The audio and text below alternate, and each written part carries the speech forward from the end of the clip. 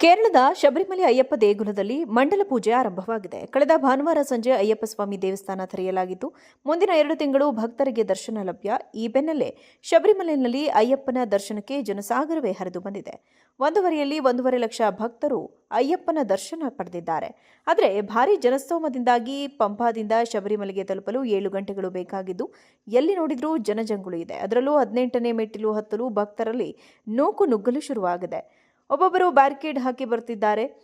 ಭಕ್ತರ ನಿಯಂತ್ರಣಕ್ಕೆ ಕೇರಳ ಸರ್ಕಾರ ಕೇಂದ್ರಕ್ಕೆ ಮನವಿ ಮಾಡಿದೆ. ಕೇಂದ್ರ ತಂಡ ಆಗಮಿಸಲು 2 ದಿನ ಬೇಕಾಗಿದ್ದು, ಭಕ್ತರನ್ನ ನಿಯಂತ್ರಿಸುವುದೇ ಹರಸಾಹಸವಾಗಿದೆ. ಇನ್ನು ಹೊಸ ವೈರಸ್ ಆತಂಕದ ನಡುವೆ ಕೇರಳದಲ್ಲಿ ಹೊಸ ವೈರಸ್ ಆತಂಕ ಹೆಚ್ಚಿದೆ. ಮೆದುಳು ತಿನ್ನುವ ಅಮೀಬಾ ಬಗ್ಗೆ ಎಚ್ಚರಿಕೆ ವಹಿಸುವಂತೆ ಅಯ್ಯಪ್ಪ ಭಕ್ತರಿಗೆ ಮಾರ್ಗಸೂಚಿ ಬಿಡುಗಡೆ ಮಾಡುವ ಸಾಧ್ಯತೆ ಇದೆ.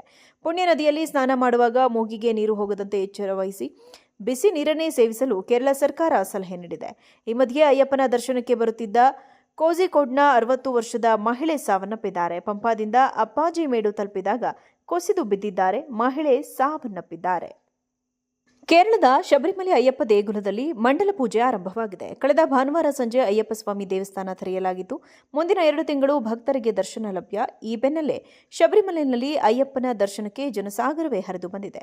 1.5 ಲಕ್ಷ ಭಕ್ತರು ಅಯ್ಯಪ್ಪನ ದರ್ಶನ ಪಡೆದಿದ್ದಾರೆ. ಆದರೆ ಭಾರೀ ಜನಸ್ತೋಮದಿಂದಾಗಿ ಪಂಪಾದಿಂದ ಶಬರಿಮಲೆಗೆ ತಲುಪಲು 7 ಗಂಟೆಗಳು ಬೇಕಾಗಿದ್ದು, ಎಲ್ಲಿ ನೋಡಿದ್ರೂ ಜನಜಂಗುಳಿ ಇದೆ. ಅದರಲ್ಲೂ 18ನೇ ಮೆಟ್ಟಿಲು ಹತ್ತಲು ಭಕ್ತರಲ್ಲಿ ನೂಕು ನುಗ್ಗಲು ಶುರುವಾಗಿದೆ. ಒಬ್ಬೊಬ್ಬರು ಬ್ಯಾರಿಕೇಡ್ ಹಾಕಿ ಬರ್ತಿದ್ದಾರೆ.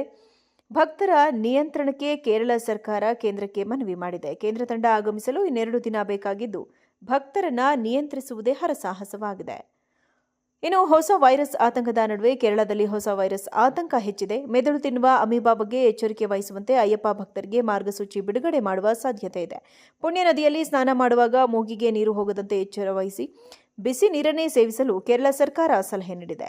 ಈ ಮಧ್ಯೆ ಅಯ್ಯಪ್ಪನ ದರ್ಶನಕ್ಕೆ ಬರುತ್ತಿದ್ದ ಕೋಝಿಕೋಡ್ನ 60 ವರ್ಷದ ಮಹಿಳೆ ಸಾವನ್ನಪ್ಪಿದ್ದಾರೆ. ಪಂಪಾದಿಂದ ಅಪ್ಪಾಜಿ ಮೇಡು ತಲುಪಿದಾಗ ಕುಸಿದು ಬಿದ್ದಿದ್ದಾರೆ. ಮಹಿಳೆ ಸಾವನ್ನಪ್ಪಿದ್ದಾರೆ.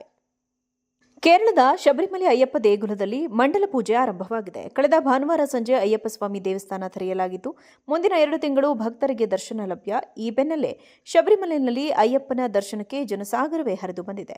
1.5 ಲಕ್ಷ ಭಕ್ತರು ಅಯ್ಯಪ್ಪನ ದರ್ಶನ ಪಡೆದಿದ್ದಾರೆ. ಆದರೆ ಭಾರೀ ಜನಸ್ತೋಮದಿಂದಾಗಿ ಪಂಪಾದಿಂದ ಶಬರಿಮಲೆಗೆ ತಲುಪಲು 7 ಗಂಟೆಗಳು ಬೇಕಾಗಿದ್ದು, ಎಲ್ಲಿ ನೋಡಿದ್ರೂ ಜನಜಂಗುಳಿ ಇದೆ. ಅದರಲ್ಲೂ 18ನೇ ಮೆಟ್ಟಿಲು ಹತ್ತಲು ಭಕ್ತರಲ್ಲಿ ನೂಕು ನುಗ್ಗಲು ಶುರುವಾಗಿದೆ. ಒಬ್ಬೊಬ್ಬರು ಬ್ಯಾರಿಕೇಡ್ ಹಾಕಿ ಬರ್ತಿದ್ದಾರೆ. ಭಕ್ತರ ನಿಯಂತ್ರಣಕ್ಕೆ ಕೇರಳ ಸರ್ಕಾರ ಕೇಂದ್ರಕ್ಕೆ ಮನವಿ ಮಾಡಿದೆ. ಕೇಂದ್ರ ತಂಡ ಆಗಮಿಸಲು 2 ದಿನ ಬೇಕಾಗಿದ್ದು, ಭಕ್ತರನ್ನ ನಿಯಂತ್ರಿಸುವುದೇ ಹರಸಾಹಸವಾಗಿದೆ. ಇನ್ನು ಹೊಸ ವೈರಸ್ ಆತಂಕದ ನಡುವೆ ಕೇರಳದಲ್ಲಿ ಹೊಸ ವೈರಸ್ ಆತಂಕ ಹೆಚ್ಚಿದೆ. ಮೆದುಳು ತಿನ್ನುವ ಅಮೀಬಾ ಬಗ್ಗೆ ಎಚ್ಚರಿಕೆ ವಹಿಸುವಂತೆ ಅಯ್ಯಪ್ಪ ಭಕ್ತರಿಗೆ ಮಾರ್ಗಸೂಚಿ ಬಿಡುಗಡೆ ಮಾಡುವ ಸಾಧ್ಯತೆ ಇದೆ. ಪುಣ್ಯ ನದಿಯಲ್ಲಿ ಸ್ನಾನ ಮಾಡುವಾಗ ಮೂಗಿಗೆ ನೀರು ಹೋಗದಂತೆ ಎಚ್ಚರ ವಹಿಸಿ ಬಿಸಿ ನೀರನ್ನೇ ಸೇವಿಸಲು ಕೇರಳ ಸರ್ಕಾರ ಸಲಹೆ ನೀಡಿದೆ. ಈ ಮಧ್ಯೆ ಅಯ್ಯಪ್ಪನ ದರ್ಶನಕ್ಕೆ ಬರುತ್ತಿದ್ದ ಕೋಝಿಕೋಡ್ನ 60 ವರ್ಷದ ಮಹಿಳೆ ಸಾವನ್ನಪ್ಪಿದ್ದಾರೆ. ಪಂಪಾದಿಂದ ಅಪ್ಪಾಜಿ ಮೇಡು ತಲುಪಿದಾಗ ಕುಸಿದು ಬಿದ್ದಿದ್ದಾರೆ. ಮಹಿಳೆ ಸಾವನ್ನಪ್ಪಿದ್ದಾರೆ.